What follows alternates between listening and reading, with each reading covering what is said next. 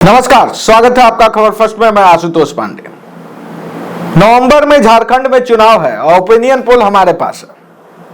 81 seat का opinion poll है और लगभग ओपिनियन पोल जो है ये पूरे 81 सीट से जो हमारे पास सैंपल साइज है वो लगभग 10,000 लोगों का।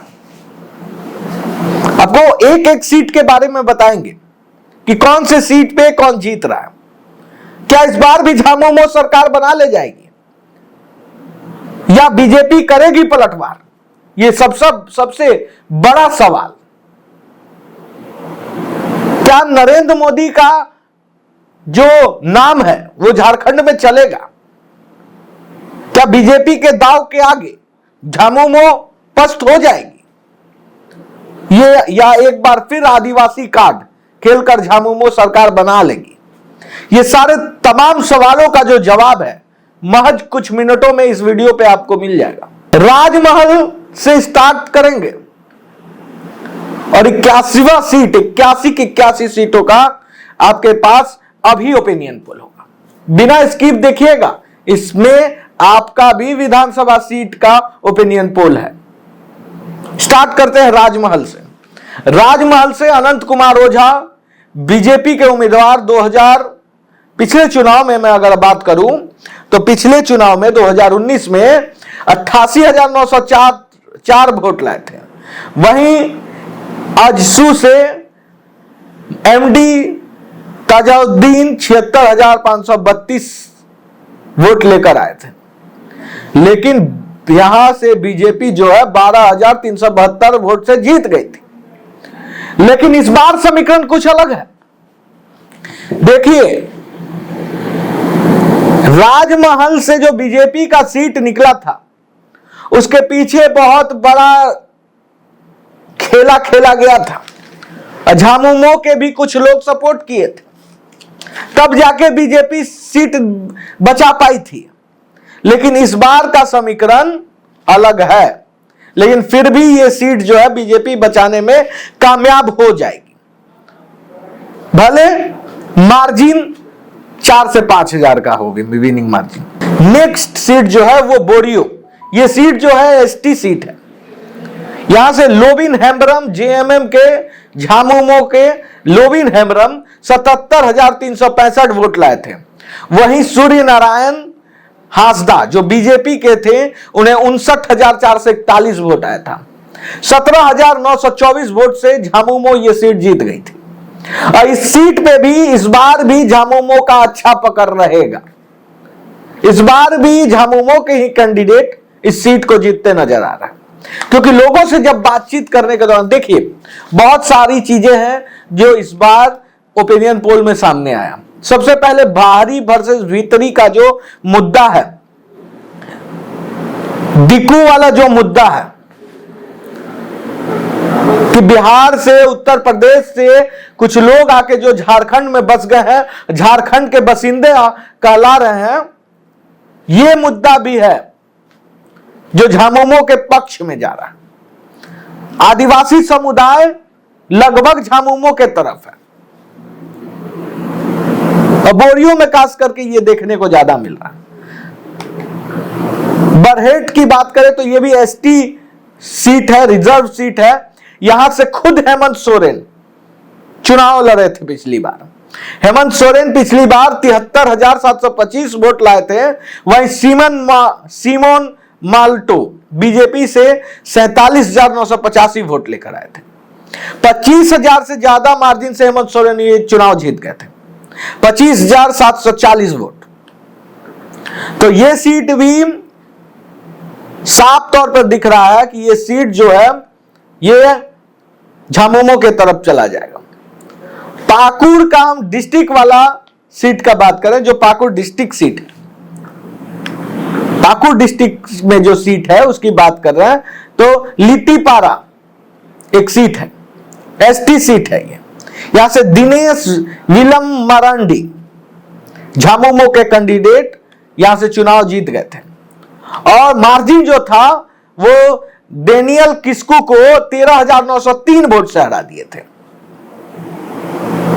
वहीं पाकुड़ में ही आलमगीर आलम पाकुड़ जो मेन है, वहां से आलमगीर आलम कांग्रेस के उम्मीदवार बीजेपी के उम्मीदवार को लगभग 65,108 वोट से हरा दिए थे। आपको बता दें कि यहां पे मुस्लिम बहुमूल्य क्षेत्र है, ये मुस्लिमों की आबादी अच्छी खासी है, इसीलिए ये सीट आराम से निकल गया पिछली बार और इस बार भी निकल जाएगा। अब हम महेशपुर की ओर चलते हैं। यह एसटी बहुमूल्य क्षेत्र है। यहां से स्टेफन मरांडी झामुमो के उम्मीदवार को 2019 में 79,197 वोट मिला था। वहीं से मिस्ट्री सोरेन जो बीजेपी के उम्मीदवार थी, उनको 55,091 वोट मिला था। 34,106 वोट से यहां से झामुमो जीत गया था चुनाव। देखिए, विधानसभा में अगर 34,000 का मार्जिन हो तो वो अपने आप में बहुत बड़ा मार्जिन होता है। विधानसभा का चुनाव में अच्छा खासा जीत 10,000 से ऊपर को माना जाता है। यहां पे 34,000 का मार्जिन है। यहां पे झामुमो का इस सीट पे काफी अच्छा पकड़ अभी भी देखने को मिल रहा है, सिंपैथी भी है इस बार। तो इस कंडीशन में पूरी 81 सीटों का सर्वे जो है वो मैं लाऊंगा आपके पास 2 से 3 एपिसोड में। लेकिन मैं आपको एक बात क्लियर कर दे रहा हूं कि इस बार झारखंड में झामुमो का अच्छा खासा पकड़ है।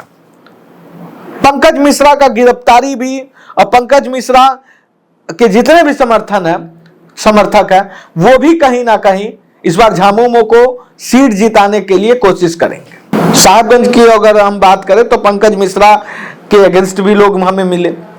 ब्राह्मण समुदाय में लोग कुछ ऐसे थे जो अगेंस्ट थे, लेकिन कुछ ऐसे भी लोग हैं जो पंकज मिश्रा और झामुमो को सपोर्ट भी कर रहे हैं।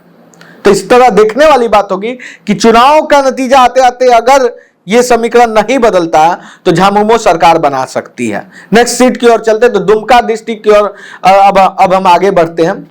सबसे पहले सिकरीपाड़ा से स्टार्ट करते हैं। ये एसटी सीट है। यहां से नलिन सोरेन झामुमो के उम्मीदवार 79,400 वोट लाए थे 2019 में। यहीं से परितोष सोरेन जो बीजेपी के उम्मीदवार थे, उन्हें महज 49,929 वोट मिला था। यहां पे विनिंग मार्जिन जो पिछली बार रहा है वो 29,471 रहा है। अब देखिए, दुमका वाले इलाके में जब हम सर्वे कर रहे थे तो 2-3 चीजें क्लियर निकल कर आई।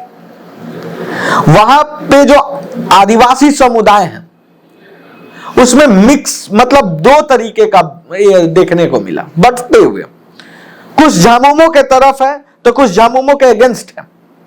अगेंस्ट होने का कारण यह रहा कि झामुमो के द्वारा जो आदिवासियों के उत्थान की बात की गई थी उस पर सरकार काम नहीं की है। दूसरी ओर जो हेमंत सोरेन के साथ इधर 6 महीना से जो भी घटना चक्र जो झामुमो में देखने को मिला, जिस तरह से हेमंत सोरेन का गिरफ्तारी हो, ईडी और सीबीआई के द्वारा जो हेमंत सोरेन को परेशान करने की बात हो, ये आदिवासी समुदाय में झामुमो के जितने भी नेतागण हैं, उम्मीदवार हैं, वो बताने में आदिवासियों को सफल हुए हैं कि बीजेपी जो है वो आदिवासियों को दबाना चाहती है, दमनकारी नीति है बीजेपी का, वो पिछड़े वर्ग को किसी भी तरीके से उत्थान नहीं होने देना चाहती।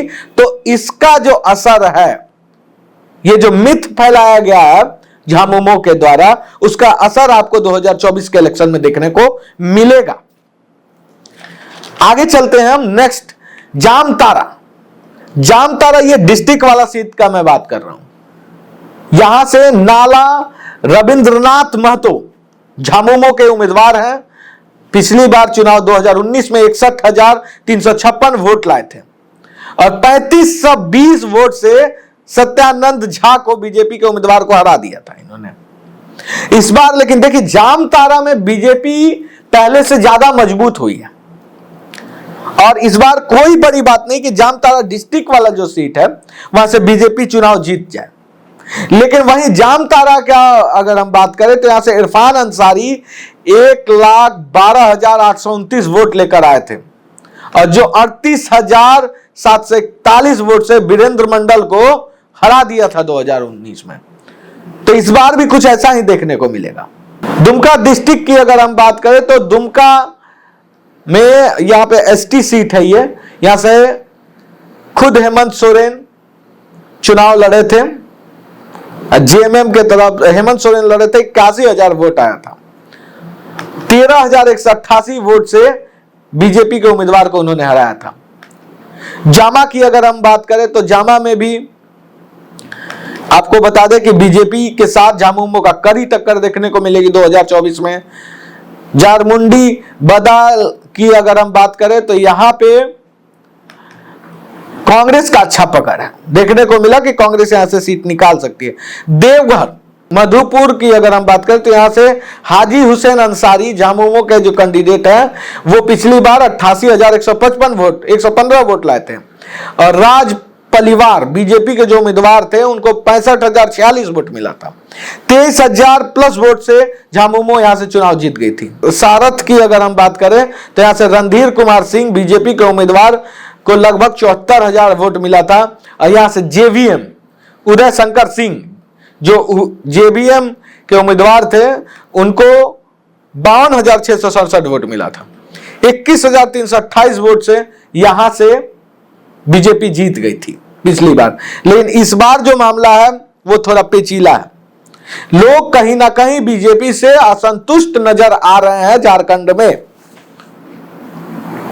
उसके पीछे का कारण, कई कारण। इस बार झारखंड में बीजेपी को पिछले बार से कम सीटें आ सकती है। गोड्डा डिस्ट्रिक्ट की ओर चले अगर हम तो यहां से पोरियत प्रसाद यादव जेबीएम के कैंडिडेट थे, वो पिछली बार चुनाव जीते थे। 13,597 वोट से उन्होंने बीजेपी के उम्मीदवार को हराया था। और इस बार जो है गोड्डा में बीजेपी थोड़ा पकड़ बनाने में कामयाब हो रही है 2024 लोकसभा इलेक्शन के बाद। अभी अगर चुनाव हो जाए तो नेक टू नेक फाइट देखने को मिलेगा, 1000 से 2000 के बीच ही कोई जीत सकता है। महागामा की अगर हम बात करें, महागामा यहां से दीपिका पांडे सिंह कांग्रेस के उम्मीदवार थी, 79,224 वोट आया था। वहीं अशोक कुमार को बीजेपी के 76,725 वोट आया था। यहां से कांग्रेस चुनाव जीत गई थी, और इस बार यहां पे बीजेपी और कांग्रेस के बीच फाइट देखने को मिलेगा, पिछली चुनाव से ज्यादा मिलेगा। हो सकता है कि यहां से बीजेपी जीत जाए चुनाव। कोडरमा की अगर हम बात करें तो कोडरमा सीट में बीजेपी निश्चित ही जीतते नजर आ रही है, पिछले बार से ज्यादा मार्जिन से जीतेगी। हजारीबाग डिस्ट्रिक्ट की अगर हम बात करें तो हजारीबाग से इस बार कांग्रेस के उम्मीदवार का जीतने का मतलब झामुमो या कांग्रेस के उम्मीदवार जिसको भी टिकट मिलेगा ये सीट निकाल लेगा। बरही की अगर हम बात करें तो यहां से उमाशंकर अकेला कांग्रेस पार्टी के उम्मीदवार 84,358 वोट लाए थे। वहीं मनोज कुमार यादव बीजेपी के उम्मीदवार 72,987 वोट, 11,371 वोट से बड़े मार्जिन से यह सीट कांग्रेस निकाल ली थी, और इस बार अपनी सीट को बचाने में कामयाब होगी। वीडियो ज्यादा लंबा ना हो इसीलिए हम इस ओपिनियन पोल को यहीं रोकते हैं। 1 से 2 वीडियो में झारखंड के तमाम 81 सीटों का ओपिनियन पोल आपके सामने होगा। ऐसे ही तमाम खबरों के लिए खबर फर्स्ट को लाइक शेयर सब्सक्राइब कीजिए, क्योंकि चुनाव से जुड़ी देश में कहीं पे भी चुनाव हो, चुनाव से जुड़ी हर खबर आपको सिर्फ और सिर्फ खबर फर्स्ट पे देखने को मिलेगा।